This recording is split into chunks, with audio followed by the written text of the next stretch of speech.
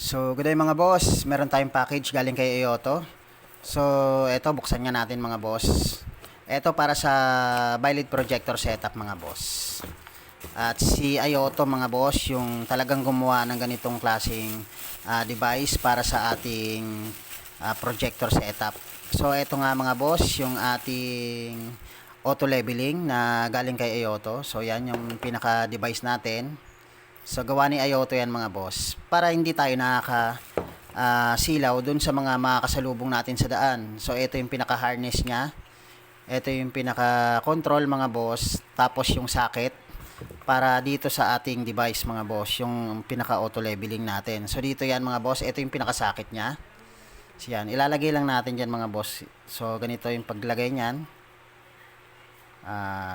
So, yan. So, ganito mga boss. So, ganyan yung paglagay niyan. Tapos, dito meron lang siyang negative and positive mga boss. Kung makikita natin, negative and positive lang naman siya. So, yan. At ito yung pinaka-control niya mga boss. Dito, meron pa siyang kasama mga boss. So, yan o. Buksan natin to.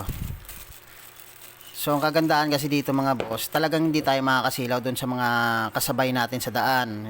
Lalo na dun sa mga kasalubong natin na pwedeng matamaan yung mukha nila nung ilaw na galing sa ating headlight o sa ating projector light mga boss. So, ito yung pinaka-lock.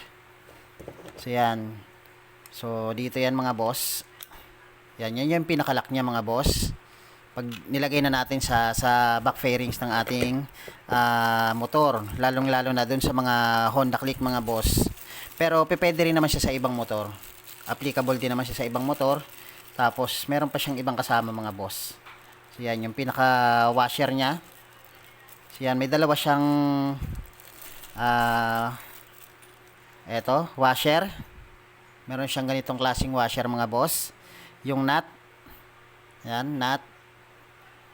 Goma para humigpit siya at hindi pasukin ng tubig. So yan. Tapos yung pinaka natin, control natin mga boss, control switch natin. So ilalagay natin yan dito mga boss. So yan, pag ganyan. Ganyan natin papaganahin yan mga boss. Tapos eto naman yung nilalagay natin doon sa pinaka headlight natin. So dito yan mga boss. Lalagay natin yan dito. Tapos dito mga boss, meron din siyang kasamang card mga boss. So yan, galing kay Ioto. Okay, so yan lang mga boss, yung pinakalaman ng ating box. So yan nga mga boss, kung gusto nyo yung ganitong klaseng auto leveling mga boss na plug and play na sa ating Honda Click mga boss.